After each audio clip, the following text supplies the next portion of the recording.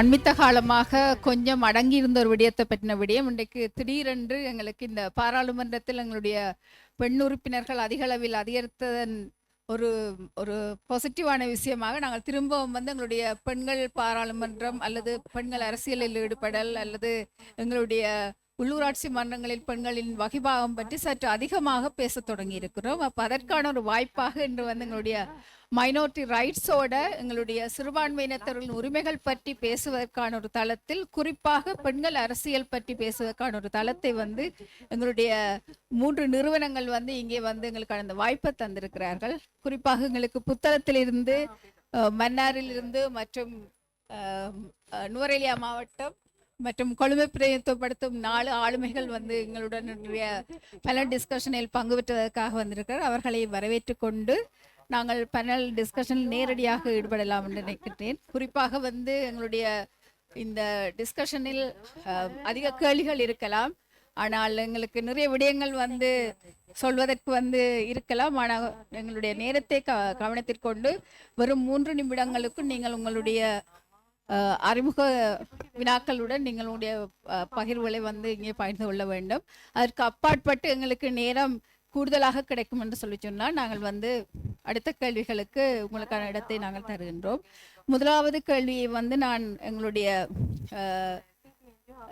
புத்தளம் மாவட்டத்தில் கிட்டத்தட்ட 2 தசாப்த காலமாக கிராம மட்டங்களில் மிக ஒரு ஆர்வத்தோட, குறிப்பாக ஒரு பிராமண சமூகத்திலிருந்து வடக்கிலிருந்து வந்து ஒரு முஸ்லிமாக மாறி நிறைய சவால்களை எதிர்கொண்டு எங்களுடைய ஆயிஷா அவர்கள் நிறைய விடயங்களை வந்து தனக்கு முன்னால் வந்து சந்திச்ச நிறைய சவால்களை வந்து பகிர்ந்து கொள்றதுக்காக இந்த தளத்தை வந்து பயன்படுத்த இருக்கின்றார். நாங்கள் இப்போ உங்களிடம் கேட்கிற கேள்வி வந்து, நீங்கள் இப்படியான ஒரு பின்புலத்திலிருந்து வந்து இந்த நிலைமையில வந்து நீங்கள் இந்த அரசியல்ல வந்து பல தடவைகள் வந்து நீங்கள் வந்து சந்தர்ப்பங்களை வந்து எதிர்கொண்டிருந்தீர்கள் அல்லது வந்து எதிர்பார்த்து கொண்டிருந்தீங்கள். கிட்டத்தட்ட எங்களுக்கே எங்கள் நிறுவனத்துக்கே கனக காலம் இந்த விடயம் சார்ந்து உங்களுடைய நிறைய போராட்டங்களுக்கு நாங்கள் ஆட்பட்டிருந்தாங்க. இந்த நேரத்தில் வந்து உங்களை வந்து இந்த அரசியல்ல வந்து இந்த கடைசி தடவையில வந்து எப்படியாவது நான் வந்து அரசியல்ல வர வேணும், அதுக்கு வந்து எனக்கு ஏதாவது ஒரு பின்புலம் நிச்சயமாக இருந்தாலும் கூட இந்த பெண்கள் எதிர்கொள்கிற பிரச்சனைகளை வந்து வெளியில நான் கொண்டு வர வேணும்ன்றது வந்து உங்களை வந்து மிக ஆழமாக தூண்டின உங்களோட விஷயம் என்ன, அல்லது உங்களை வந்து மிக ஆழமாக வந்து நீங்கள் இதில் வர வேணும்ன்றதுக்கு பின்புலமாக இருந்த காரணி என்றதை நீங்க கொஞ்சம் பயந்து கொள்வீர்களா? நான் ஆயிஷா பேகம், புத்தளம். நிறைய பெண்கள் வந்து எங்களுக்கு பிரச்சனை என்று அந்த பிரச்சனைக்குள்ளேயே தான் இருக்கிறோமே தவிர அதில் இருந்து வெளியில வாரத்துக்கு யோசிக்கிறேன்ல. ஆனால் நாங்கள் நினைக்கிறோம் எங்களோட பிரச்சனைகள் வெளியில வராமல் எங்களோட பிரச்சனை தீர்ந்துருமென்று நினைக்கிற ஒரு கட்டத்தை தான் அதிகமாக நான் சந்திச்சிருக்கிறேன். அதனால பெண்களுக்கான உரிமைகள் என்னன்றதையே எங்களோட சமூகம் மறந்து போகுது அல்லது மறைக்குதுன்றதை வெளிக்கொண்டு வரணும்.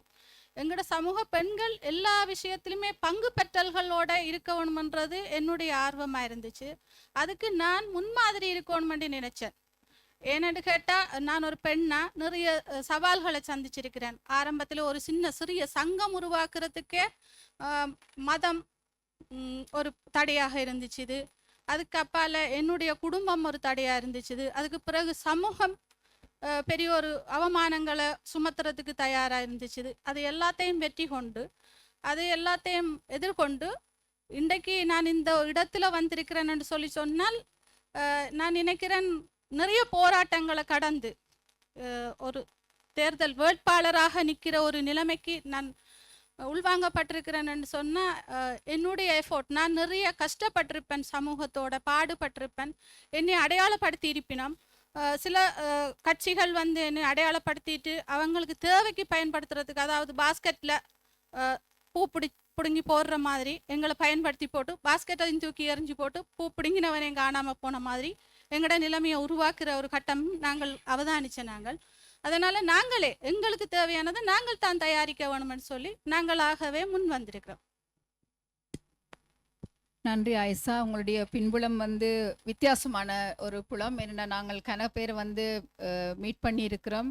நிறைய பேரிடம் வந்து இன்டர்வியூஸ் வந்து இருந்தாலும் கூட நீங்கள் வந்த பேக்ரவுண்ட் வந்து எங்களுக்கு மிக ஒரு வித்தியாசமானது. இந்த சூழலில் வந்து நீங்கள் எவ்வாறான விடயங்களை உள்வாங்கி நீங்கள் வந்து இந்த அரசியல் ஈடுபடுறதுக்கு வந்து தயாராகி கொண்டிருக்கிறீர்கள், இல்லாத இன்னும் இங்கே நிறைய எங்களுடைய அரசியல்வாதிகள் கூட இருக்கின்றார்கள் என்றபடியாக நான் நினைக்கிறேன் அவர்களுடைய ரெக்கமெண்டேஷன்ஸும் உங்களுக்கு உங்களோட மாவட்டத்தில் வந்து ஒரு வாய்ப்பாக இருக்கும் என்று.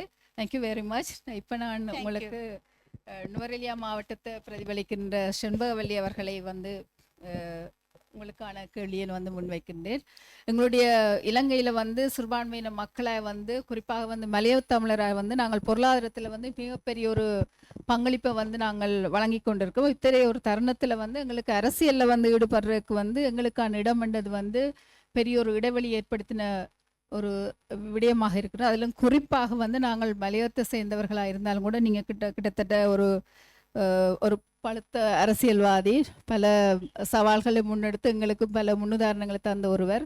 நீங்கள் எவ்வாறு ஃபீல் பண்ணுறீங்க வந்து இந்த அரசியலில் வந்து குறிப்பாக வந்து மலையக தமிழர்கள் பெண்கள் வந்து முன்வர்றதுக்கு வந்து நீங்கள் எவ்வாறான ஒரு சிபார்சுகளை வந்து நீங்கள் இந்த இடத்துல வந்து முன்வைக்க விரும்புகிறீர்கள்?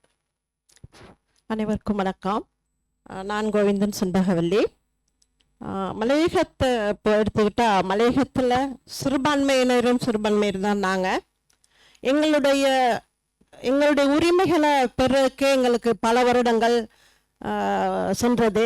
உதாரணமாக வாக்குரிமை பெறಕ್ಕೆ 40 வருடங்களுக்கு நாங்கள் காத்துக்கிட்டு இருந்தோம். அதுக்கு பிறகுதான் எங்களுக்கு வாக்குரிமை கிடைச்சிச்சு.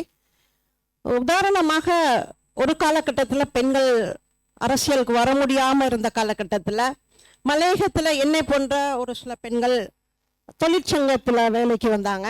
தொழிற்சங்கத்தில் ஈடுபட்டதுக்கு பிறகுதான் மலையகத்தில் உள்ள பெண்களுக்கு என்ன மாதிரியான பிரச்சனைகள் இருக்குங்கிறத நாங்கள் தொழிற்சங்க பெண்கள் அந்த பெண்களை நேரடியாக சென்று அவங்களுக்குள்ள பிரச்சனைகளை நாங்கள் ஆராய்ந்தோம். அதுக்கு பிறகு காலம் கொஞ்சம் கொஞ்சமாக போகும்போது தான் 2002ஆம் ஆண்டு பிரதேச சபைக்கு செல்வதற்கு மலையக பெண்களுக்கு ஒரு சில பெண்களுக்கு எங்களுக்கு கிடைச்சிச்சு. அதில் நானும் ஒரு பெண். 2002ஆம் ஆண்டுல இருந்து 2007ஆம் ஆண்டு வரைக்கும் அம்பகம பிரதேச சபை ஒரு பெண் உறுப்பினராக இருந்தேன். 23 ஆண்கள் மத்தியில் ஒரு பெண் உறுப்பினராக இருந்தேன். அதற்கு பிறகு சில பயிற்சிகளுக்காக வெளியில் செல்ல வேண்டியது இருந்ததுனால தொடர்ந்து அரசியலில் என்னால் ஈடுபட முடியாமல் இருந்துச்சு. இருந்தாலும் கூட நீங்கள் பார்ப்பீங்க, மலையக பெண்கள் வந்து இந்த நாட்டுக்கே வந்து வருமானத்தை பெற்றுக் கொடுக்குற ஒரு பெண்கள் அந்த முதுகெலும்பாக இருக்கிறாங்க. சில காலகட்டத்தில் அவங்களுக்கு கிடைக்க வேண்டிய உரிமைகளை வந்து நாங்கள் தொழிற்சங்க வாரியாவோ அல்லது அரசியல் ரீதியாகவோ தான் நாங்கள் பெற வேண்டிய சூழ்நிலை இருந்தது. அது பிறகு 2018ஆம் ஆண்டு இந்த கோட்டா முறைப்படி வந்ததில் எங்களுக்கு எல்லா கட்சிகள்லையுமே மலையகத்தில் பெண்கள் கூடுதலாக போட்டியிடுறதுக்கான ஒரு வாய்ப்பு கிடைச்சிச்சு. ஒரு சில கட்சிகளில் வந்து 2 பெண்கள் அல்லது 3, மொத்தமாக 2018 நுவரெலியா மாவட்டத்தில் 29 பெண் உறுப்பினர்கள் இருந்தோம். அது மட்டுமல்லாமல் அதுக்கு பிறகு 2018 நான் மஸ்கெலியா பிரதேச சபையில் தவிசாளராக பொறுப்பேற்று 13 ஆண்கள் மத்தியில் 3 பெண்கள் தவிசாளராக பொறுப்பேற்ற பின் உங்களுக்கு தெரியும், ஆண்கள்னா எப்படி நம்மளை பேச விட மாட்டாங்க, இல்லை அவங்களுக்கு தான் முதலிடம் கொடுக்கணும்னு நினைப்பாங்க, மேசையை தட்டுவாங்க. இது பெரிய ஒரு பிரச்சனையாக இருந்துச்சு. HTO நிறுவனம் வந்து என்னையை சந்திச்சாங்க. அப்போ அவங்கள்ட்ட நான் வந்து இந்த மாதிரி இருக்குது, இவங்க மத்தியில் செய்கிறது கொஞ்சம் கஷ்டமாக இருக்குன்னு பல்வேறு சம்பந்தமான பயிற்சிகள் கொடுத்தாங்க. அவங்க பிரதேச சபையில் நிதி குழுனா என்ன, இல்லை அந்த அங்கே பேசக்கூடிய பிரேரணைகள், அந்த மாதிரி பல இது கொடுத்தாங்க. அவங்க ட்ரைனிங் கொடுத்தாங்க. ஒரு காலகட்டத்தில் நானே வந்து அவங்கள ஆளக்கூடிய ஆண்களை வந்து அமைதியாக்கி அங்கே நடத்தக்கூடிய ஒரு சூழ்நிலை ஏற்பட்டுச்சு. இப்போ இன்னொரு பக்கம் பார்க்க போனால் அங்கே மொழி ரீதியான சில பிரச்சனைகள் இருக்கும். தமிழ் கூடுதலாக பேச முடியாது, சிங்களம் தான் பேசணும். நான் தவிசாளராக இருந்த அந்த காலகட்டத்தில் ஒரு போர்டு ஒன்று மாற்ற வேண்டிய சூழ்நிலை ஏற்பட்டுச்சு. 2000 வருடங்களுக்கு முன்னுக்கு இருந்து சிவனொலி பாதமலைன்னு இருந்ததை ஸ்ரீ பாதஸ்தானம்ங்கிற ஒரு இது வந்துச்சு. அப்போ எல்லாரும் எங்களுடைய உறுப்பினர்கள்லாம் வந்து இல்லை சிவனொலி பாதமலை ஆக்கணும் அப்படின்னு சொன்னதில் நானும் அந்த யோசிக்காமல் போர்டை வச்ச பிறகு இப்போ கவர்னர்கிட்ட இருந்து எல்லார்கிட்ட இருந்தும் ஒரு பாரிய ஒரு பிரச்சனை வருது. நான் உடனே அட்வைஸ் எங்களுடைய HTO பணிப்பாளர் அவங்கள்ட்ட கேட்டேன். 2வது அப்போ தமிழ் மொழி அமைச்சராக இருந்தார் எங்களுடைய கௌரவ பார்லமெண்ட் உறுப்பினர் மனோ கணேசன். இப்போ இவங்க 2 பக்கமும் இருந்து வந்தது, நீங்கள் இருங்க விடுங்க, அது அப்படியே ரிலாக்ஸ் ஆகுங்க, அது என்னன்னு நம்ம பார்த்துக்குவோம் அப்படின்ட்டுன்னு. அது அந்த மாதிரியெல்லாம் வரும்போது ஒரு பெண்ணால் இது இங்கே இருக்கணுமா, இது செய்யணுமான்னுக்கிற ஒரு எண்ணமும் ஏற்படும். ஏன்னா ஆண்கள் மத்தியிலேருந்து வர நம்மளுக்கு அந்த மாதிரி ஒரு இதுதான் வரும். ஆகவே இதெல்லாம் தாண்டி பெண்கள் இன்றைக்கி முன்னுக்கு வந்திருக்கோன்னா உங்களை போன்றவர்கள், HTO நிறுவனம் போன்றவங்க கொடுத்த ஒரு பயிற்சி தான் எங்களுக்கு இருந்தது. நன்றி செண்பகவல்லி. குறிப்பாக பொருளாதார நிலையில வந்து சிறுபான்மையினர் இந்த நாட்டுக்கு வழங்குகின்ற எங்களோட பங்களிப்பு வந்து அடையாளப்படுத்தப்பட்ட ஒரு விடயமாக இங்கே இருக்கின்றதான்றது கேள்வி. நான் நினைக்கிறேன் எங்களுடைய நிறைய அரசியல் தளங்கள் வந்து எங்களுக்கான வாய்ப்புகளை கூறக்கூடிய நிலைமைகள் வந்து இப்போது இருந்தாலும் கூட இவ்வளவு தூரம் நாங்கள் எங்களுடைய மலையக தமிழர்களுடைய அந்த சம்பள அதிகரிப்பை கூட இன்று வரைக்கும் கேள்விக்குட்படுத்துவர்களா அல்லது அந்த நிலையில் நின்று நாங்கள் ஒரு நோக்காத ஒரு நிலையில் இருக்கிறவர்களாகத்தான் நாங்கள் பார்க்குறோம். அத்தகைய ஒரு சூழலில் வந்து உங்களை போன்றவர்கள் தைரியமானவர்கள் வந்து இங்கே நிறைய மாற்றங்களை கொண்டு வர உழைத்திருக்கின்றீர்கள். அதே போன்று உங்களுடைய சபை அமர்வுகளில் கூட நீங்கள் முன்வைத்திருக்கின்ற பல பிரேரணைகள் வந்து பலராலும் வந்து இன்று வரைக்கும் வந்து உதாரணமாக காட்டப்பட்டு கொண்டிருக்கிற நிலைமை இருக்குது. நான் நினைக்கிறேன் எதிர்வரும் காலங்களில் வந்து நாங்கள் சிறுபான்மையின மக்களாக, குறிப்பாக வந்து மலைய சமூகத்தை சார்ந்தவர்களாக இன்னும் பலரை வந்து உங்களை போன்ற செண்பகவல்லி, எங்களுடைய அம்மையார் இதில் இருக்கின்றார், சரஸ்வதி அம்மையார் போன்றவர்கள் வந்து இன்னும் வர வேண்டும். அவர்களுக்கு நீங்கள் கொடுக்கின்ற உங்களுடைய ஆதரவு தொடர்ச்சியாக இருக்கும் என்பதையும் வந்து நாங்கள்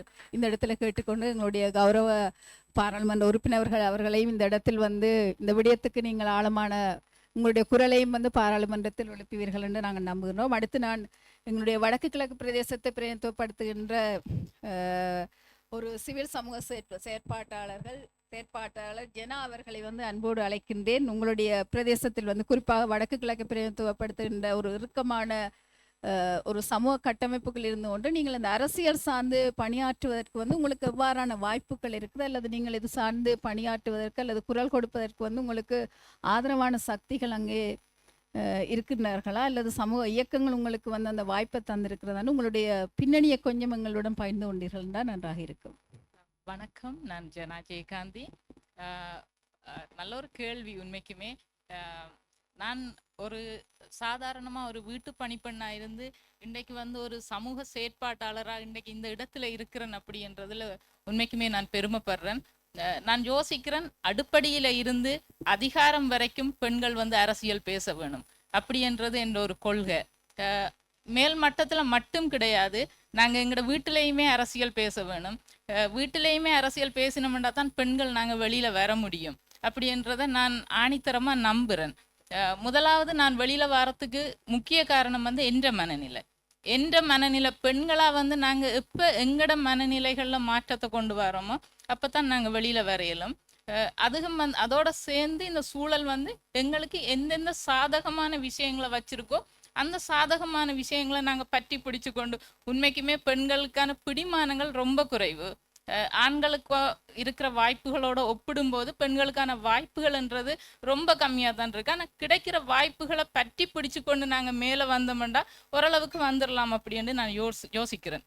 அப்போ அந்த வகையில் வந்து கிராம மட்டங்களில் இருக்கிற அமைப்புகள், மாதர் சங்க அமைப்புகள், மதர்ஸ் கிளப், அந்த கிளப்புகள் எல்லாம் வெறுமனே வந்து நாங்கள் லோன் கொடுக்குற ஆக்களாகவும், வெறுமனே வந்து கடன்களை எடுத்து போட்டு அதை கொண்டே வீட்டை கொடுக்குற ஆக்களாகவும் இல்லாமல் அந்த அமைப்புகளில் வந்து அரசியல் பேசுகிற ஆக்களாக நாங்கள் மாற வேணும்.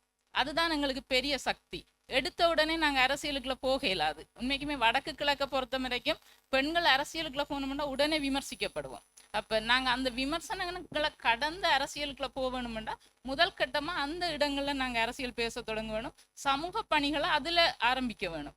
நான் முதல் அரசியல்வாதி என்ற ஒரு அடையாளத்தை எடுக்க முதல் நான் சமூக செயற்பாட்டாளர் என்ற அடையாளத்துக்குள்ள வர வேணும்.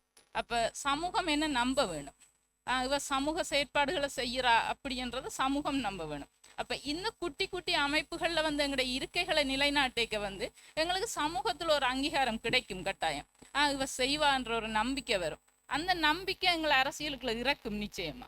அப்போ அந்த தளங்களை நாங்களாக உருவாக்கி கொள்ள வேணும். அதுக்கெல்லாம் நாங்கள் போக வேணும். போய் அந்த தளங்களை மாற்ற வேணும். கொஞ்சமாவது அந்த மாற்றத்துக்கான ஒரு இடத்தை நாங்கள் அங்கே மாற்ற வேணும். அங்கே மாற்றி கொண்டு போனோம்னா அடுத்தடுத்த கட்டம் எங்களுக்கு இப்படியான என்ஜிஓக்கள் இதுகள் வந்து வாய்ப்புகளை தரும். அந்த வாய்ப்புகளை பயன்படுத்தி கொண்டு நாங்கள் அடுத்த கட்டத்துக்கு போகலாம். இது படிப்படியாக தான் நிகழும். சடுனா இங்கே இருந்துன்னு நாங்கள் பார்லிமெண்ட்டுக்கு போக இயலாது. அடுப்படியில் இருந்துன்னு பார்லிமெண்ட்டுக்கு இந்த வருஷத்தில் நான் போகணுன்றது நடவாத காரியம். அப்போ அதை கொஞ்சம் கொஞ்சமாக தான் நாங்கள் பில்ட் பண்ண வேணும். அந்த செயற்பாடுகளில் இறங்கி தான் நான் இன்றைக்கு இந்த இடத்துல இருக்கிறேன்.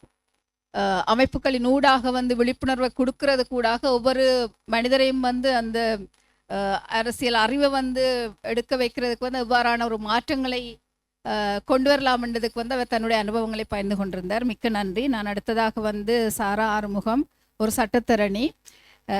குறிப்பாக தேசிய ரீதியில் வந்து பல விடயங்களில் வந்து சிறுபான்மையினருடைய விடயங்கள் சார்ந்து நாங்கள் எங்கே சென்றாலும் அந்த இடத்தில் வந்து நாங்கள் சாரா ஆறுமுகத்தை காண முடியும். பெரிதாக வந்து பழக்கமில்லாட்டில் நான் நினைக்கிறேன் அந்த கூட்டங்களில் சந்தித்து அந்த எங்களுடைய பிரச்சனைகளை வந்து நாங்கள் அடிக்கடி பகிர்ந்து கொள்வோம். அந்த இடத்துல வந்து நாங்கள் மகிழ்ச்சியோடு வந்து நான் இந்த இடத்துல உங்களுக்கு ஒரு முக்கியமான விடயத்தை பற்றி கதைக்கிறதுக்காக வந்து அரசியல் கட்சிகளை வந்து சவாலுக்கு உட்படுத்துவதற்கான ஒரு கேள்வி அவரிடம் முன்வைக்கின்றேன். குறிப்பாக வந்து நீங்கள் வந்து எங்களுடைய பெண்கள் வந்து எப்போ வந்து அரசியலை பற்றி காய்ச்சா அல்லது பெண்கள் உரிமைகளை பற்றி காய்ச்சா உடனே வந்து பெண்ணிலவாதி என்ற ஒரு முத்திரையை வந்து குத்தி விடுவார்கள். ஆனால் இங்கே வந்து இப்போ இருக்கிற இந்த இந்த இந்த ஸ்பேஸில் வந்து எங்களுக்கு வந்து மைனாரிட்டிஸை வந்து நாங்கள் எல்லாரும் வந்து சிறுபான்மையினத்தரின் உரிமைக்காக குரல் கொடுக்கின்ற ஒரு நபர்களாக வந்து நாங்கள் இதில் இணைஞ்சிருக்கிறோம். நீங்கள் வந்து இதில் இந்த குறிப்பாக பெண்கள் அரசியல் சார்ந்து கூட விடயங்கள் வந்து நாங்கள் நான் ஒரு குறைந்த ஒரு 5-6 வருடங்களாக அதிகம் இதுக்குள்ள ஈடுபட்டு கொண்டிருக்கிற ஒரு நபர் என்ற அடிப்படையில் இந்த அரசியல் கட்சிகளில் வந்து நீங்கள் கண்டிருக்கிற விடயங்கள் குறிப்பாக வந்து பெண்களுக்கு எவ்வாறான ஒரு இடத்தை வந்து அவர்கள் வந்து கட்டாயமாக வழங்க வேண்டும். ஏற்கனவே ஒரு மரபு ரீதியான அரசியல் கட்சிகள் என்ற செயற்பாடுகளுக்கு அப்பாற்பட்டு சிறுபான்மையினத்தவரை உள்ளிருக்கக்கூடிய வகையில் வந்து எவ்வாறான விடயங்களை வந்து அவர்கள் உள்வாங்க வேண்டும் என்று சொல்லி நீங்கள் எங்களுக்கு சொல்ல விரும்புகின்றீர்கள் அல்லது நீங்கள் அடையாளம் காண்ற தடைகள் அப்படியான விடயங்களை எங்களோட பகிர்ந்து கொள்ள முடியுமா? I was listening to all these 3 women, powerful women, powerful stories. And from the time I came into this room, we were hearing about the issues that mainly women face within their communities or within their cultures.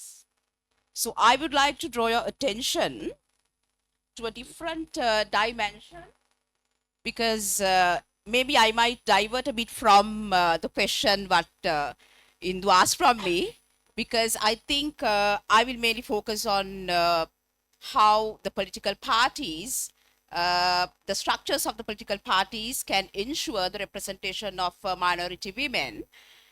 I cannot actually talk only about the structures within the political parties, because it cannot happen in isolation.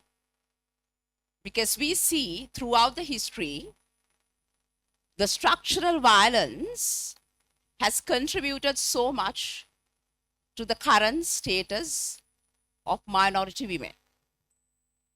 These powerful stories reinforces that they have power within their communities. They find alternatives within the cultural barriers and any other barriers. But when it comes to structural barriers established by the Sinhala Buddhist hegemonistic states, how can they fight against that? I think that is the important question, or the important discourse that we need to create, and we need to find solutions for.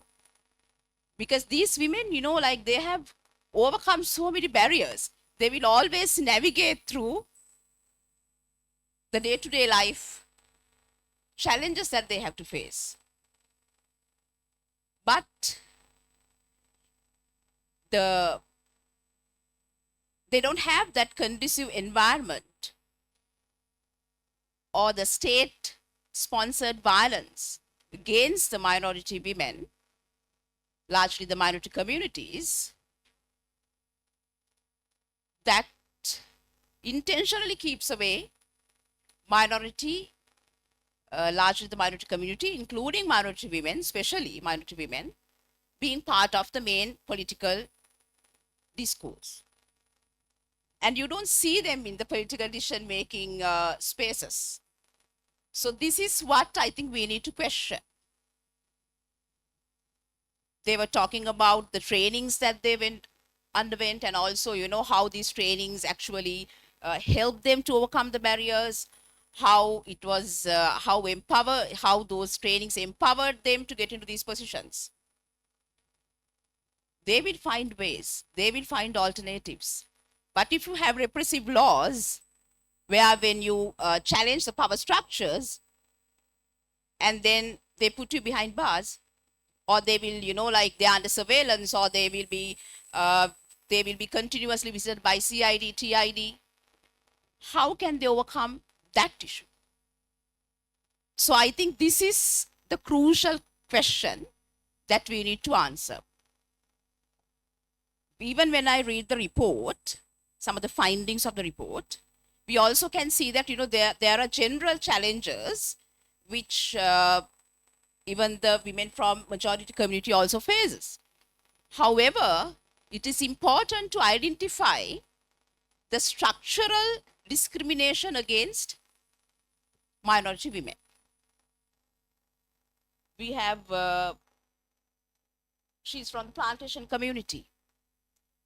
I think she's an exceptional case, because the plantation structure itself, from the history for the past 200 years, is being shaped or being established into a way that, you know, that they will keep these people in continuous slavery. There's no access to education.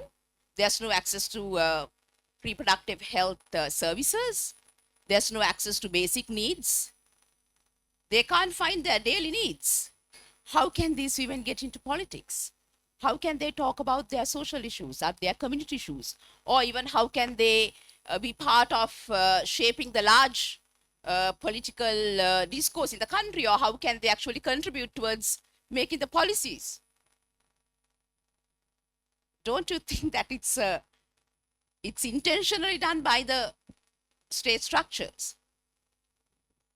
And additionally, political parties also, their approach is, because politics is politics, it's a game. It's not about, you know, doing welfare or giving equal opportunity to everyone, right? So they will also feed into the social norms. So what is the social norm? It is, the social norms are being shaped by the Sinhala Buddhist ideology, right? So this is, I think this is what we need to challenge. Until we address these other issues, I mean, the issues that they have been, you know, challenges that they have been sharing here, it is something that they can, you know, like if you empower them, if you capacitate them with the knowledge, the skills, they will overcome that. But if the political parties are not giving them the nominations, because political parties, you know, they always go by the beliefs of voters. If voters believes that this country should be led by majority Sinhalese people, then it is a risk for them to put minority people, especially women, to run for election. So it is important that we remove these barriers. So it is not only possible by structural changes, but there also need to be societal change. So how do we shape the attitudes of society? I see the recommendations, you know, very important recommendations were shared. All right, okay. Maybe the next round I will share the other thoughts. Yeah, thank you. Thank you Sara. குறிப்பாக வந்து ஆணாதிக்கம் வந்து இன்னும் எங்களுடைய அரசியல் கட்சிகளில் எவ்வாறு வந்து புதிய புதிய சமூக நியமங்கள் அல்லது வந்து ஏற்கனவே இருக்கின்றவற்றை வந்து விலக்க விரும்பாதவர்களாக எவ்வாறு செயற்படுகின்றனர் என்பதையும், அது மாத்திரம் இல்லாமல் வந்து நாம் குறிப்பாக சிறுபான்மை இனத்தவர்களை வந்து எங்களுக்கான இடம் எவ்வாறு வந்து இந்த அரசியல் கட்சிகளில் இருக்கின்றது, அதிலும் குறிப்பாக பெண்கள் வந்து எவ்வாறான நிலைமைகளில் வந்து ஒரு அடக்குமுறைகள் வந்து உள்ளாக்கப்படுகின்றன என்பதை வந்து விரிவாக சொல்லியிருந்தீர்கள். நான் நினைக்கிறேன் அதில் இருந்து நாங்கள் விடுபடுவதற்கான அடுத்த கொஷனுக்கு நாங்கள் போவதற்கு முன்னால் எங்களுடைய மற்ற பேனலிஸ்டையும் நாங்கள் அவருடைய கருத்துக்களையும் கேட்டுவிட்டு நாங்கள் உங்களுடைய கேள்விக்கு வருகிறேன். நன்றி. ஆயிஷா, நாங்கள் உங்கள்கிட்ட கேட்குற கேள்வி, நாங்கள் புத்தளம் மாவட்டத்தில் இருக்கிறோம். பல்லின சமூகங்கள் வாழ்கின்ற ஒரு மாவட்டம். இந்த மாவட்டத்தில் வந்து நாங்கள் வந்து குறிப்பாக வந்து பெண்கள் சார்ந்து வேலை செய்யக்குள்ள அவர்கள் வந்து எலெக்ஷன் டைம்ஸில் வந்து கூட நீங்கள் பார்த்தீங்கன்னு சொன்னால் அவர்கள் மீதான வன்முறைகள், தேர்தல் வன்முறைகள் அதிகமாக காணப்படும். இப்படியான நிலைமைகள் அதை விட எங்களுக்கு ஏனைய மாவட்டங்களை விட வந்து அச்சுறுத்தல்கள் கூட இருக்கிறது. அந்த பெண்களுக்கு குறிப்பாக வந்து அரசியலில் ஈடுபடுற பெண்களுக்கு சரியான அச்சுறுத்தல்கள் இருக்கிறது. இப்படியான ஒரு நிலைமையில வந்து நாங்கள் புத்தளம் மாவட்டத்தில் வந்து உங்களுக்கு வந்து குறிப்பாக பெண்களுக்கு, சிறுபான்மையினத்தை சேர்ந்தவர்களுக்கு வந்து எவ்வாறான ஒரு ஆதரவான நிலையை வந்து நீங்கள் எதிர்பார்க்கின்றீர்கள், அல்லது வந்து நீங்கள் அதை அரசியல் கட்சிகளுக்கு எவ்வாறான உங்களுடைய சிபாரிசுகள் வந்து நீங்கள் முன்வைக்க விரும்புகிறீர்கள்? நிச்சயமா சொல்ல வேண்டிய விஷயம் என்னன்னு கேட்டா, ஒரு கட்சியில ஒரு பெண் உறுப்பினராக, வேட்பாளராக ஒரு பெண்ணை நீங்க தெரிவு செய்யறதா இருந்தால் என்னுடைய ஒரு ஒரு விண்ணப்பம், அவர்களுக்கான பாதுகாப்பை கட்டாயம் உறுதிப்படுத்தணும். எப்படி என்று சொல்லி சொன்னா, அவைகளுக்கு வர அச்சுறுத்தல்களில் இருந்து, அவைகளுக்கான அந்த வன்முறைகள்ல இருந்து பாதுகாப்புண்டு நிச்சயமா நாங்கள் எதிர்பார்க்கிறோம். புத்தளம் மாவட்டத்துல கடந்த தேர்தலில் பெண்கள் அண்டு வரைக்குள்ள பெண்களை வச்சே ஆண்கள் என்ன செய்தாங்கண்டா, இந்த பொம்பளையோட நீங்கள் பிரச்சாரத்துக்கு போனீங்கன்னு சொல்லி சொன்னால் உங்களுக்கு நாங்கள் உழைச்சி தர மாட்டோம்னு கூட நிறைய நெருக்கடியை ஏற்படுத்தி இருந்ததை நான் என்னுடைய அனுபவத்தில் பார்த்துருக்கிறேன் கடந்த கால தேர்தலில். அதையும் தாண்டி பிரச்சாரங்களுக்கு போகக்குள்ள பெண்களை போக வேணாம் என்று சொல்லி தடுத்திருந்தா, உன்னையும் அடிப்பாங்க, உனக்கும் பிரச்சனை ஏற்படுத்துவாங்க, நீயும் அடி வாங்க போற, அவ வாங்குற அடியோட உனக்கும் வாங்கி தர போறா, அவ தனிய விடுங்கோ, அவ வாங்கி கொள்ளட்டுக்கும் அப்படியண்டு அவட வீட்டு எரிப்போம், அவக்கு அடிப்போம், கல் அடிப்போம், அப்படியாண்டு நிறைய அநியாயங்களை செய்யறதுக்கு ஒரு பெண்களையே உருவாக்கி ஏற்படுத்தி விட்டதையும் நாங்கள் பார்க்கக்கூடியதா இருந்துச்சு. ஆனால் அதையும் கடந்து பெண்களாக நாங்கள் வீட்டுக்குள்ளேயே இருந்து எங்களோட காலத்தை கடத்தாமல், நான் மாறாமல் என்னுடைய சமூகம் மாற மாட்டுதுன்ற ஒரு எண்ணக்கருவை வச்சுதான் நான் இறங்கி இந்த வேட்பாளராக நின்று, அதில் தோத்தாலும் வென்றாலும் நான் நிற்க வேணும், அடையாளப்படுத்தணும், என்னால் முடியும், பெண்களால் முடியும் என்ற முன்மாதிரி பெண்ணாக இருக்க நான் விரும்பினதால தான் இந்த தேர்தலில் நான் களமிறங்கினான். 385 வாக்குகள் கிடைச்சது. அதுவும் என்னன்னு கேட்டால், நாங்கள் மாற்றத்தை நோக்கி போகிறோம், இவ ஒரு தடையாக இருக்கிறான்னு சொல்லியும் எனக்கு ஒரு 385 பேர் வாக்களிச்சவைன்றதுல நான் சந்தோஷம் அடைகிறேன். அதையும் தாண்டி அந்த உண்மையான அந்த வாக்காளர்கள் வந்து எனக்கு வாக்களிச்ச அத்தனை பேருமே உண்மையில நேர்மையாக ஒரு பெண்ணை நிப்பாட்டணுமென்று நினைச்சவியலாத்தான் நான் என்னுடைய ஒரு வெற்றிகரமான பாதையா நினைக்கிறேன். நன்றி ஆயிஷா. எங்களுக்கு தெரியும் எல்லாருக்கும் வந்து புத்தளம் மாவட்டம் வந்து ஒரு வித்தியாசமான மாவட்டம். கூடுதலான எலெக்ஷன்ஸ் வயலன்ஸ் வந்து நாங்கள் அடையாளப்படுத்துகின்ற ஒரு மாவட்டம். அதிலும் குறிப்பாக முஸ்லிம் பெண்கள், தமிழ் பெண்கள் வந்து அங்கே போட்டியிட முன்வந்தாலே அவர்களுடைய வீட்டுக்கு இரவிரவாக வந்து கல்லெறிகிற அப்படியான ஒரு சூழல். அந்த ஒரு சூழல்ல இருந்து நீங்கள் வெளியில வந்து அரசியலுக்கு வர்றதே பெரிய ஒரு நாங்கள் பாசிட்டிவாக பார்க்குற ஒரு விஷயம். நான் உங்கள்கிட்ட இன்னொரு கேள்வி நான் திரும்ப போட பார்க்குறேன். இந்த சமூக மட்ட அமைப்புகள் அல்லது இளையோர் வந்து எவ்வளோ தூரம் வந்து இந்த அரசியல் கட்சிகளுக்கு வந்து அழுத்தங்களை கொடுப்பவர்களாக இருக்கிறார்கள் நீங்கள் தேர்தல் காலங்களில் போட்டியிட முன்வரீர்கள்? அதே போல் அரசியல் கட்சிகள் வந்து உங்களை எவ்வளோ தூரம் வந்து உங்களை அணுகக்கூடிய மாதிரியான நிலைமைகள் வந்து சூழல் வந்து அங்கே கடந்த கால இதில் வந்து உங்களுக்கு அந்த வாய்ப்புகள் இருந்ததா? நிச்சயமா. என்னன்னு கேட்டா, அந்த இளையவர்கள் ஒரு வேலை செய்துச்சுன்னா அது என்னுடைய மனதளவிலே கூட பாதிப்பை ஏற்படுத்திச்சது. இந்த முறை தேர்தலில் வயசுக்கு மூத்தவர்களை நாங்கள் உள்வாங்க மாட்டோம், இளையோர் தான் நிற்க போறோம், ஆனப்படியா நாங்கள் தான் ஜெயிக்க போறோம். அந்த வயசுக்கு மூத்த ஆக்களை நாங்கள் உள்வாங்கிறது இல்லை. நீங்கள் எங்களுக்கு ஆதரவு அளித்து உங்களோட உண்மையான வாக்குகளையும் உங்களுக்கு இருக்கிற சப்போர்ட்டையும் எங்களுக்கு நிறைய தந்துருங்கன்னு சொல்லி அந்த மாதிரி ஒரு அரவணைப்பைத்தான் அவை செய்தவையே தவிர பெண்ணாக அவ நிற்கணும் அல்லது இவ்வளவு சேவை செய்த ஒரு பெண் சமூகத்தில் முன்னுக்கு நிற்கிற எல்லா விஷயத்திலும் முன்னுக்கு நிற்கிற ஒரு ஆள் வர வேணுமென்றதை நினைக்க இல்லை. நாங்கள் மாற்றத்தை நோக்கி ஓடுறோம், இளைஞர்கள் முன்னுக்கு வர போகிறோம். ஆனபடியாக பெண்ணண்டு வர விருப்பமில்லை என்ற மாதிரியான சில மன உளைச்சல்களையும் எனக்கு ஏற்படுத்தி இருந்தவ என்னை கூப்பிட்டு. அதையும் தாண்டி ஒரு கட்சி எங்களை நேரடியாக கதைச்சு உங்களுக்கான பாதுகாப்பு எங்களுக்கு தர முடியாட்டிலும் ஆனால் கட்சியில் நீங்கள் கேட்கணும், ஜெயிச்சு காட்டணும் அப்படின்னு சொன்னாங்க.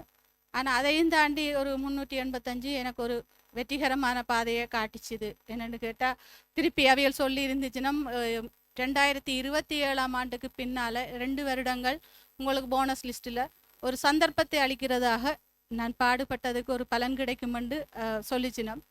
நான் அதை எதிர்பார்க்க இல்லை, ஆனால் இதை விட முன்னோக்கி போகணும் என்றதை நான் நினைக்கிறேன்.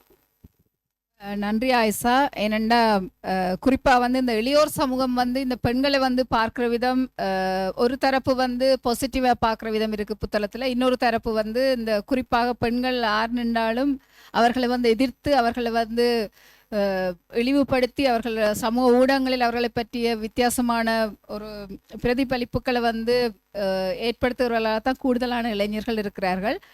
இதை வந்து நாங்கள் இப்போ இருக்கிற இந்த ஜெனரேஷனில் வந்து நாங்கள் இதை வந்து எப்படி பார்க்குறன்றதுக்கான ஒரு கேள்வியை வந்து நான் இப்போ எங்களுடைய ஜெனா அவர்களிடம் கொடுக்குறேன். நீங்கள் வந்து சமூக மட்டத்தில் இப்படியான இளையோர்கள் வந்து செயற்படுகின்ற போது அல்லது வந்து ஆணாதிக்கம் இருந்த சமூகத்தில் வந்து நீங்கள் இவர்களை மாற்றுவதற்கு நீங்கள் வந்து முன்மொழியக்கூடிய முன்மொழிவுகள் ஏதாவது இருக்கா? நீங்கள் குறிப்பாக வந்து அரசியல் கட்சிகளுக்கு அழுத்தம் கொடுக்கக்கூடிய மாதிரியான சிபார்சுகள் ஏதாவது நீங்கள் முன்வைக்க விரும்புகிறீர்களா?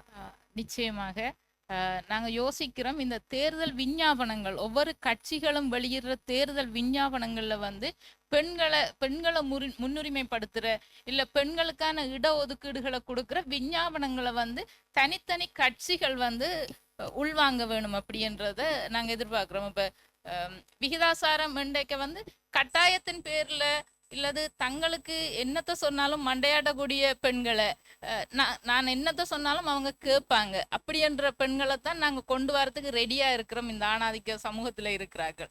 ஆனால் திருப்பி எதிர்த்து கேள்வி கேட்கறதுக்கோ இல்லது ஒரு சமூக மாற்றத்திற்கான கருவியாக இருக்கிற பெண்களையோ பயன்படுத்துறதுக்கு இந்த ஆணாதிக்க சமூகம் ரெடி கிடையாது. அப்போ நம்ம சொல்கிறத கேட்குற பெண்களை கொண்டு வரதுக்கு தான் நாங்கள் ரெடியாக இருக்கிறோம். அப்போ இப்படி இருக்கிற நேரங்களில் இந்த மாற்றங்களை கொண்டு வரணும்னா ஒரு கொள்கை ரீதியான மாற்றங்கள்லாம் நிச்சயமாக வர வேணும். அப்போ இந்த கொள்கை ரீதியான மாற்றங்கள் வர்றதுக்கு இந்த கட்சிகள் முதல் மாற வேணும், இந்த கட்சிகளோட மனநிலை மாற வேணும். அப்போ ஒரு ஆளுமையான பெண்களாகவும் கேள்வி கேட்குற பெண்களாகவும் ஒரு சமூக மாற்றத்தை நோக்கின பெண்களையும் கொண்டு வரத்துக்கு வந்து இந்த கட்சிகள் ஒர்க் பண்ண வேணும். எனக்கு வேலை செய்கிற பெண் தேவை இல்லை, சமூக மாற்றத்துக்கான பெண்களை கொண்டு வரத்துக்கு இந்த விஞ்ஞாபனங்களுக்குள்ள வந்து கட்சிகள் வந்து சில கொள்கைகளை கொண்டு வரணும். இந்த விஞ்ஞாபனங்களை அவங்கள வரையும் போது பல்வேறு மட்டங்களுக்குள்ளான ஆக்களை வந்து உள்வாங்க வேணும். தாங்களே இந்த விஞ்ஞாபனங்களை வரைஞ்சா அவங்களோட மண்டையில இருக்கிறது தான் அங்கே போகும். அப்போ வித்தியாசமான சிந்தனைகள் அங்கே வராது.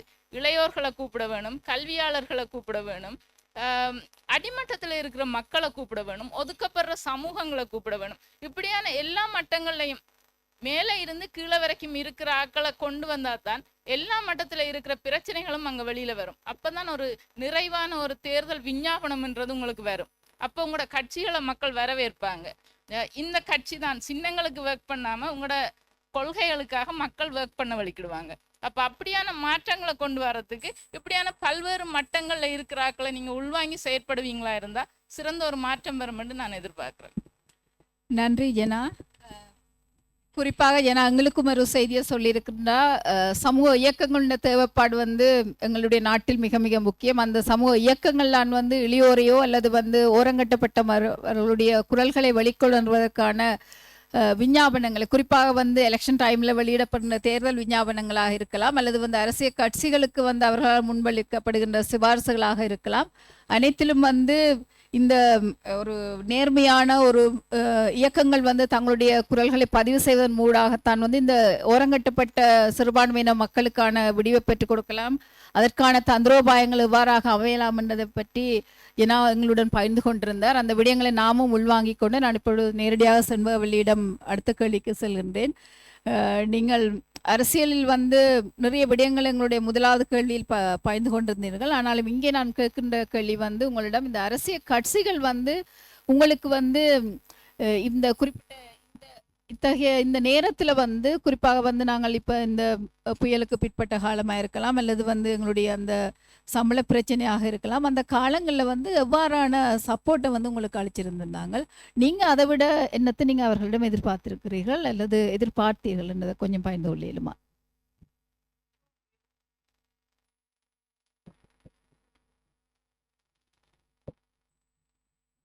டிட்வா புயலுக்கு பிறகு வந்து எல்லாருமே வந்து ஃபீல்டில் இருந்தாங்க.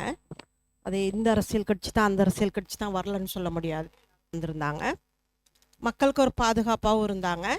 சம்பள பிரச்சனைங்கிற நேரம் உங்களுக்கு தெரியும், மலையகத்தில் நாங்கள் எவ்வளோ தான் கூவிக்கிட்டு இருந்தாலும் வர இந்த நாட்டை ஆட்சி செய்கிறவங்க வந்து மலையக மக்களை எப்படி பார்க்குறாங்கங்கிறது அது எல்லாருக்குமே தெரியும். மலையகத்தை பொறுத்தவரையில் ஒவ்வொரு காலகட்டத்திலையும் சம்பளம் கூடும்போது இந்த உற்பத்தி திறனையும் கூட்டிக்கிட்டு இருக்கும்போது அந்த மக்கள் வந்து எவ்வளோ சம்பளம் வாங்கினாலும் அது ஒரு பாரபட்சமான ஒரு விஷயமா தான் இருக்குது. இப்போ சம்பளம் இப்போ 1750 ரூபான்னுக்கும் போது சண்டே ஒரு நாள் வேலை செஞ்சால் 28 கிலோ பறிக்கணும். ஒரு சில காலகட்டத்தில் அந்த கொழுந்து இருக்காத நேரத்தில் அந்த பெண்களுக்கு அந்த 1.5 நாள் பேர் கிடைக்கிறதும் பெரிய கஷ்டமாக இருக்கும். இந்த 1750 ரூபா கிடைக்குமானுக்கிறது ரொம்ப கஷ்டமான ஒரு விஷயம். இன்னொன்று, மற்ற நாட்கள்லையும் 18 கிலோவாக இருந்தது. இந்த 1750 ரூபா அல்லது 1550 ரூபா இந்த சம்பளம் கூடின பிறகு அது 20 கிலோவாக கூடும்போது அந்த பெண்கள் வந்து இன்னும் கஷ்டப்படுற பெண்களாக தான் இருக்கிறாங்களே தவிர அந்த பெண்களுக்கான மேலதிகமான அந்த தோட்ட நிர்வாகங்கள் அல்லது கம்பெனி வந்து அவங்கள நசுக்கிறாங்க. அவங்க பாரபட்சமாக தான் பார்க்கப்படுறாங்க. இது நாங்கள் இந்த அரசியல் கட்சிகள் எவ்வளோ தான் அழுத்தம் கொடுத்து எவ்வளோ தான் பேசினாலும் கூட அவங்க போக்கில் தான் போய்கிட்டு இருக்கிறாங்க. யாரும் பேசலை அப்படின்னு சொல்ல முடியாது. ஒவ்வொரு அரசியல் கட்சிகளும் பேசிக்கிட்டு தான் இருக்கிறாங்க.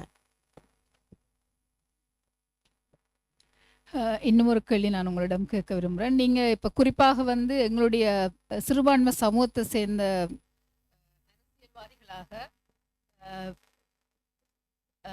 அரசியல்வாதிகளாக உங்களை வந்து எவ்வளவு தூரம் வந்து அந்த தேசிய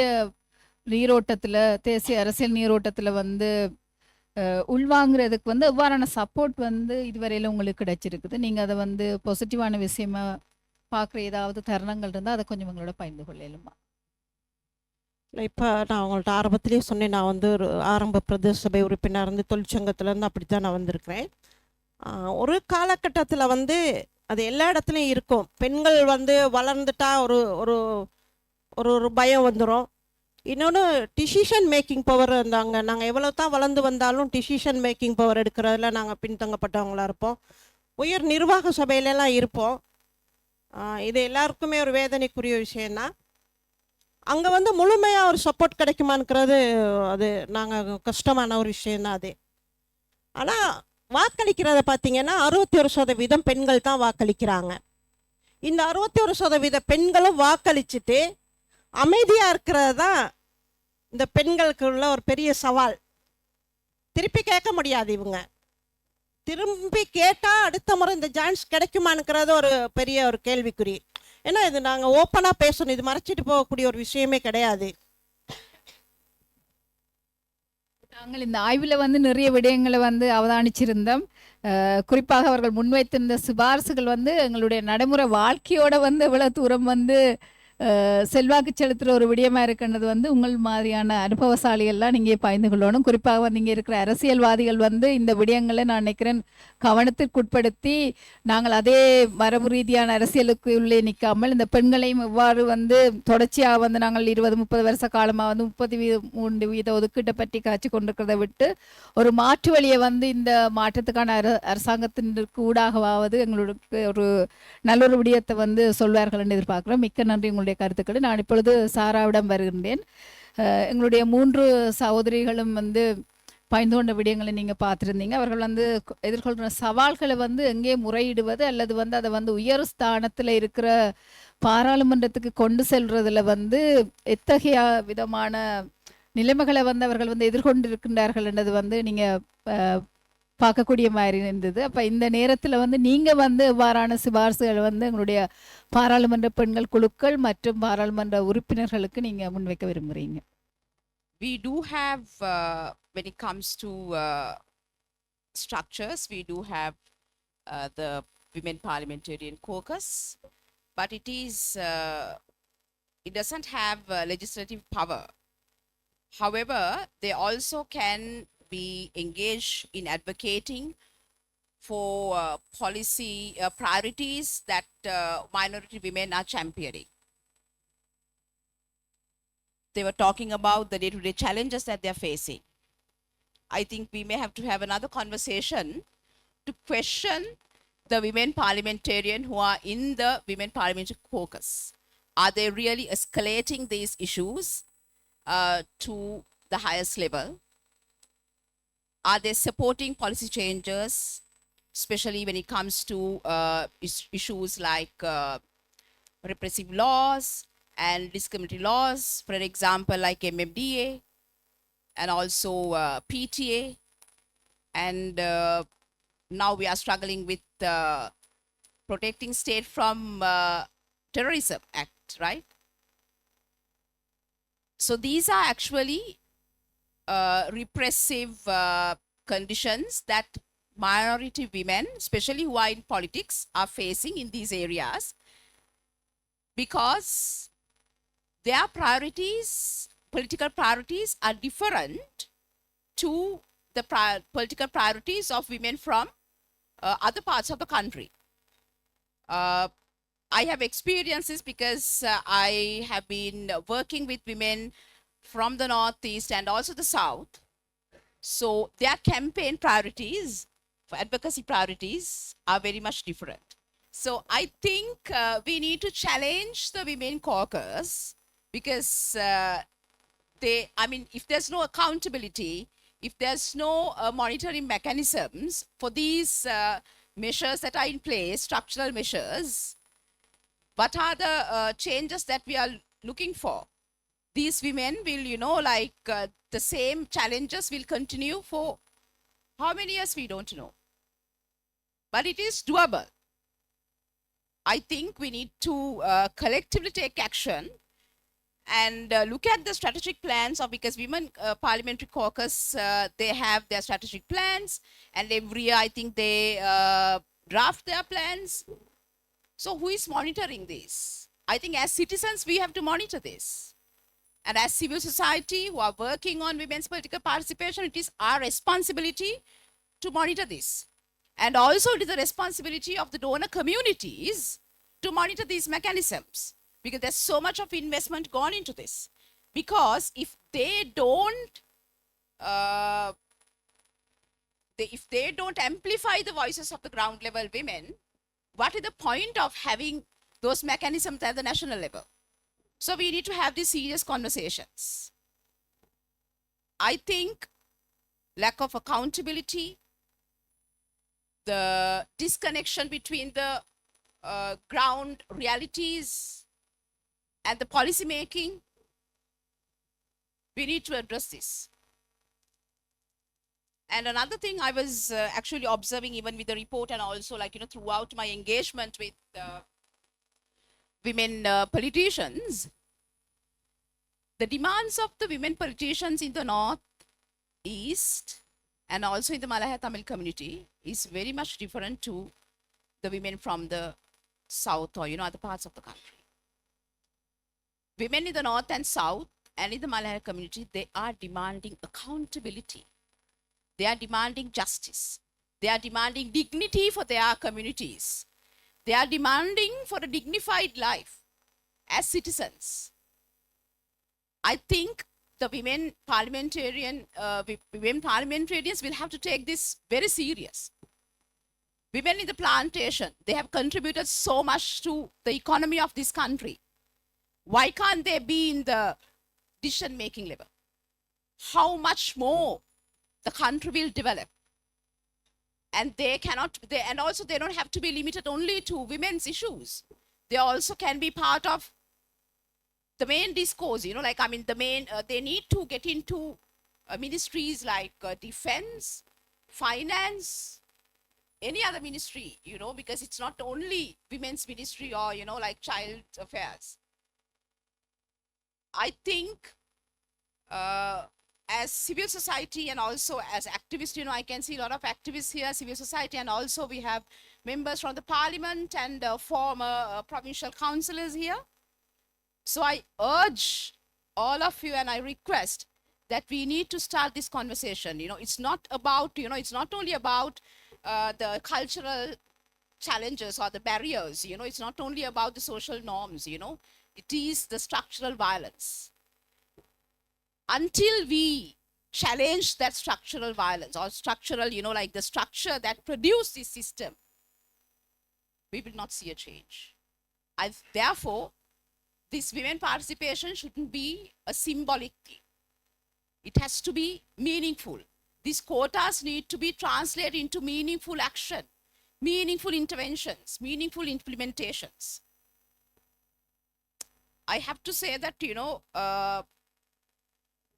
when recently also I had some training programs with women from the south and also from the north. Their understanding of the international mechanisms of accountability, especially the UN systems, are very much higher than the women in the south. So I'm not comparing, but I'm trying to make you understand, because these are the crucial issues that women in these areas are facing, and also, I mean, they're trying to, you know, like they're trying to find solutions. Their communities, and state is not ready to do that. So the president going to Jaffna and, you know, like participating in cultural events does not ensure their political rights. Women are the ones who started the struggles, you know, the land about the land and also about disappearances, you know, accountability. You know, women are the ones who led these movements. And also even when it comes to the wages in the plantation area, you know, women are in the forefront. So they are the backbone of the economy, right? So we have been ignored them for so many years. So I think it's important that we do these kind of reports, but at the same time, it is important to identify the real challenges, and also we need to speak the truth to the public. Thank you. குறிப்பாக வந்து நாங்கள் இந்த காலகட்டத்தில் வந்து எங்களுடைய பெண்கள் பாராளுமன்ற குழுக்கள் தேவைப்பாட்டை வந்து உணர்ந்தவர்களாக இருக்கின்றோம். நான் நினைக்கிறேன் எங்களுடைய ஆய்வில் வந்து சொல்லப்பட்ட பல விடயங்களை வந்து இந்த நிறுவனங்கள் அவர்களிடம் கொண்டு சேர்ப்பார்கள் என்று நம்புகின்றேன். அதே மாதிரி நீங்கள் சொன்ன மாதிரி இந்த நாட்டில் இருக்கிற ஒவ்வொரு சிட்டிசனும் வந்து அவர்களுக்கான டிக்னிட்டியை வந்து அடையிறதுக்கு அல்லது அவர்கள் வந்து எதிர்பார்க்கின்ற வாழ்வை வந்து வாழ்கிறதுக்கான நிலைமையை வந்து எங்களுக்கு ஏற்படுத்தி கொடுக்கறதுக்கு எங்களுடைய அரசியல்வாதிகள் வந்து கட்டாயம் வந்து கை கொடுக்க வேணும். குறிப்பாக வந்து பெண்கள் சார்ந்து கதைக்கக்கூடிய தளமாக இருக்கிற உயர் தளமாக இருக்கின்ற ஜெண்டர் கோக்கஸ் பாராளுமன்ற பெண்கள் குழுக்கள் வந்து எங்களுடைய சமூக மட்டத்தில் இருக்கின்ற பெண்களை வந்து சந்தித்து அல்லது வந்து அட்லீஸ்ட் அவர்களுடைய லோக்கல் அத்தாரிட்டிஸில் இருக்கிற எலெக்டட் மெம்பர்ஸையாவது அவர்கள் வந்து ரீஜனல் லெவலில் வந்து ஒரு கோக்கஸாக வந்து அவர்கள் பார்த்து அவர்களிடமிருந்து அந்த பிரச்சனைகள் எடுத்து வந்து டிஸ்கஸ் பண்ணுவதற்கு ஊடாகவாவது ஓரளவுக்காவது பெண்கள் வந்து ஓரங்கட்டப்படுகின்ற நிலைமை வந்து மாறலாம். அதில் குறிப்பாக வந்து சிறுபான்மை இனத்தை சேர்ந்தவர்கள் வந்து ஓரங்கட்டப்படுகின்ற நிலைமை வந்து எவ்வளவு தூரம் வந்து இருக்குதுன்றது வந்து நாங்கள் காணக்கூடிய மாதிரி இருக்கு. அண்மித்த சம்பவங்கள் அல்லது கடந்து கொண்டிருக்கு எங்களை 20-25 வருட அனுபவங்கள். இந்த நேரத்தில் வந்து எங்களுக்கு இப்போ மிக அண்மையில் வந்து நேற்றைய தினம் நினைக்கிறேன் எங்களுடைய தேசிய பெண்கள் ஆணைக்குழுவின் தவிசாளர் வந்து பதவி விலகிற பிப்ரவரியிலிருந்து பதவி விலகிற விடியம் வந்து எங்களை அனைவரதுக்கு அதையும் எட்டி இருந்தது. அப்போ இப்படியான சந்தர்ப்பங்கள் வந்து எங்களுக்கு வந்து அந்த பெண்கள் அரசியலில் வாரது அல்லது வந்து தங்களுக்காக வந்து அவர்கள் வன்முறையில் பாதிக்கப்பட்டாலோ அல்லது வந்து நீதியில் வந்து அவர்களுக்குடைய நீதி கிடைக்காத தருணத்தில் வந்து அவர்கள் வந்து எங்கே சென்று முறையிடுவது அல்லது வந்து அவர்கள் தமக்காக நீதியை பெறுறதுக்கு வந்து அவர்கள் வந்து எவ்வாறு வந்து இன்னும் பயணிக்க வேண்டிய ஒரு துக்ககரமான நிலையில் நாங்கள் இருக்கிறோம்ன்றதை வந்து எங்களுக்கு சொல்லாமல் சொல்கிற செய்திகளை வந்து இருக்குது. இப்படியான நிலைமையில வந்து நான் நினைக்கிறேன் இந்த பெண்கள் பயந்து கொண்ட விடயங்கள் இதில் இருக்கிற அனைவருக்கும் வந்து சிவில் சமூக அமைப்புகளாக அரசியல் பிரதிநிதிகளாக அல்லது வந்து நிறுவனங்கள் சிவில் சமூக அமைப்புகளாக இருக்கலாம் உள்வாங்க வேண்டிய விடயங்களாக இருக்குது. நாங்கள் ஒரு கை தட்டி ஓசி எழுப்பாதுன்ற மாதிரி நாங்கள் அனைவரும் வந்து இணைந்து பயணிப்பதன் ஊடாக மாத்திரம்தான் இந்த மாற்றத்தை கொண்டு வரலும். அப்போ வந்து பெண்கள் அரசியல் அல்லது பெண்களது பிரச்சனைகள் என்று ஒரு பெண்ணிலைவாதிகள் அல்லது வந்து இவர்கள் வந்து மனித உரிமை செயற்பாட்டாளர்கள் அந்த லேபிளை குத்துறதை விட நாங்கள் எல்லாருமே சேர்ந்து வந்து இந்த பெண்கள் வந்து நீண்ட தூரம் பயணிக்க வேண்டிய இந்த தீர்மானம் எடுக்கக்கூடிய துறைகளில் வந்து அவர்கள் உள்வாங்கிறதுக்கு வந்து நாங்கள் அனைவரும் வந்து சேர்ந்து எங்களுடைய கரங்களை வந்து பலப்படுத்த வேண்டும் என்று இந்த நேரத்தில் வந்து வேண்டிக் கொண்டு இவ்வளவு நேரம் வந்து எங்களுடன் வந்து கருத்துக்களை பகிர்ந்து கொண்ட புத்தளம் மாவட்டத்திலிருந்து வந்த ஆயிஷா ராசேந்திரம் அவர்களையும் எங்களுடைய ஜெனா அவர்களையும் மற்றும் நுவரெலியா மாவட்டத்திலிருந்து வந்து நேற்றிலிருந்து மிக மிக ஆழமான விடயங்களை சிந்திச்சு அதை எவ்வாறு சொல்வதுன்னு தெரியாமலே தடுமாறிக்கொண்டது நான் நினைக்கிறேன். ஓரளவுக்கு நீங்கள் இதில் அந்த விடயங்களை முன் வச்சிருக்கிறீங்க முக்கியமான நபர்களுக்கு. இப்போ இந்த விடயங்கள் வந்து எங்களுக்கு இது ஒரு சாதகமான நிலைமையை வந்து எங்களோட மலையகத்தில் ஏற்படுத்த வேண்டும் நினைக்கிறேன். உங்களுக்கு மிக்க நன்றி சாரா. இன்னும் நீண்ட தூரம் நாங்கள் பயணிக்க வேண்டி இருக்கிறதால இந்த சிவில் சமூக செயற்பாட்டாளர்களாக இந்த நிறுவனங்கள் சார்ந்து பணியாற்றுவர்களாக ஒரு நல்ல ஒரு மாற்றத்தை நாங்கள் அனைவரும் இணைந்து கொண்டு வருவோம் என்று சொல்லிக்கொண்டு அனைவருக்கும் நன்றி.